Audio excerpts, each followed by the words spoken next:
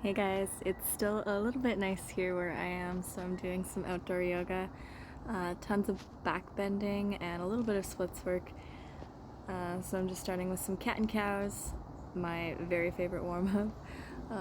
Honestly, it gets your entire spine warmed up, from your low back to your hips to your neck, so I can't stress enough how important it is to be doing your cat-cows every day if you want to get flexible.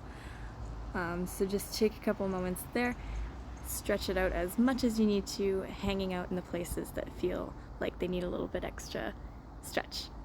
Next one here is a camel pose, which is awesome for warming up your chest stand, because it's pretty much the exact same position that you need to be in, but inverted.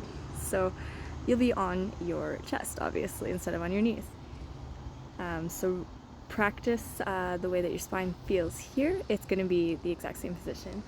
If you're able to reach back towards your feet or towards the ground, and try some alien poses here, which is just doing a little bit of a sitting motion. So you're sort of sitting on your heels a little bit and making an M shape with your back. So some people call it an M sit. You can do this in pretty much any back bend. Just make a sitting motion and you have an M shape with your spine. Yes, play around with that a little bit. There's endless shapes you can make with that. And coming right back to center. Take a second. And I'm gonna take off my socks here because I forgot. And I like the feeling of the grass practicing outside. Awesome, so I'm gonna do a tiny bit of straddle splits. I find that when you work your hips just as much as your back, it opens up a whole new world with your back bends.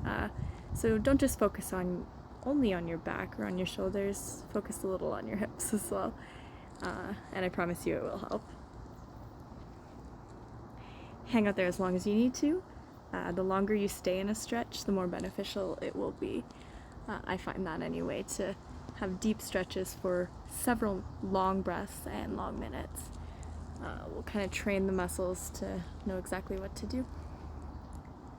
Awesome, so you can have your toes pointed towards the sky or pointed. I prefer to have them pointed rather than flexed up, but whatever feels more comfortable on your knees.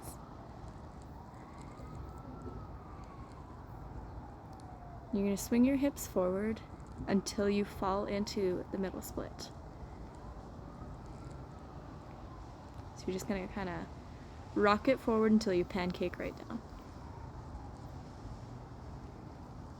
Hang out there for a couple breaths.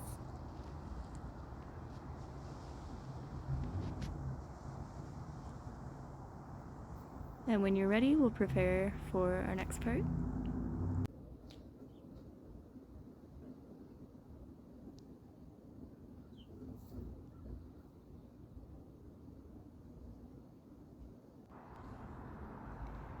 Alright, coming back down into a tabletop, we'll take a couple more cat-cows if you like, or just do whatever feels good with your spine to loosen it up for the actual chest stand.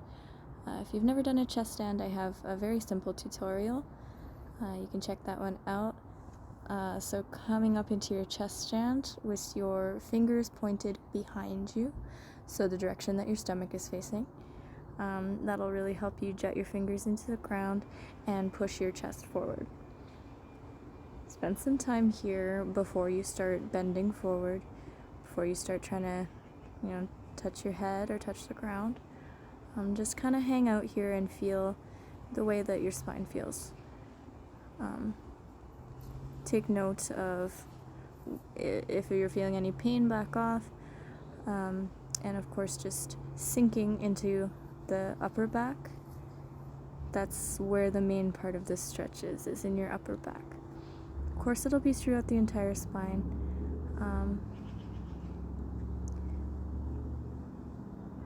Let's prepare again here.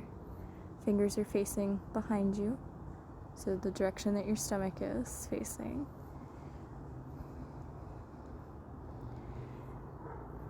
Now try to sort of not tense in the muscles, but remain engaged in the sides of the neck. That way you'll be able to breathe a little bit easier. Don't take full breaths, but take very short, shallow breaths. Practice breathing that way. It'll help a lot. You're not able to take very full breaths with the pressure on your chest. So just practice the way you need to be breathing in this position is quite different from regular breathing. So don't be alarmed by that. It just takes a lot of practice to figure out what you need to be doing. So here I'm just taking a little bit of a break, doing some dips.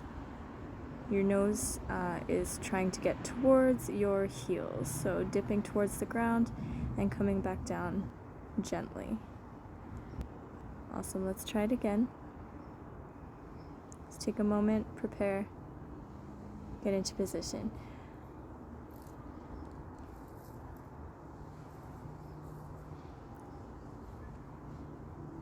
So firm in the neck, pushing into the ground.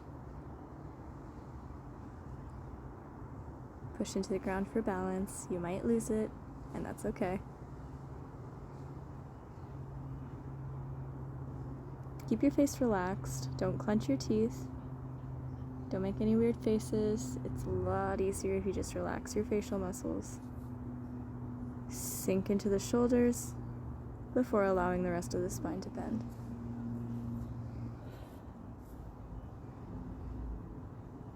And again, kick up.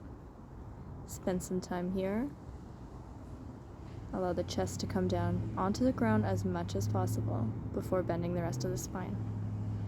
This will help prevent you from rolling forward. It does happen. If you're a little overzealous with the kick or your arms aren't strong enough, you could roll forward. So just be aware of that. Practice it against a wall if you're scared. But of course the ground is always there if you fall, so no need to be too scared.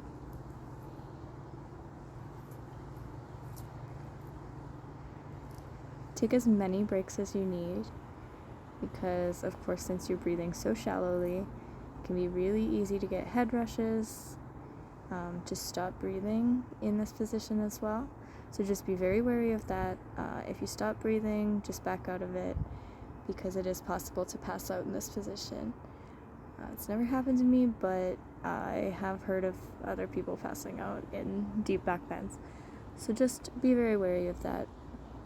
Practice with a spotter or with a coach. Take care of yourself. Listen to your body. Practice, and all is coming. I promise. Thank you so much for watching, and take care.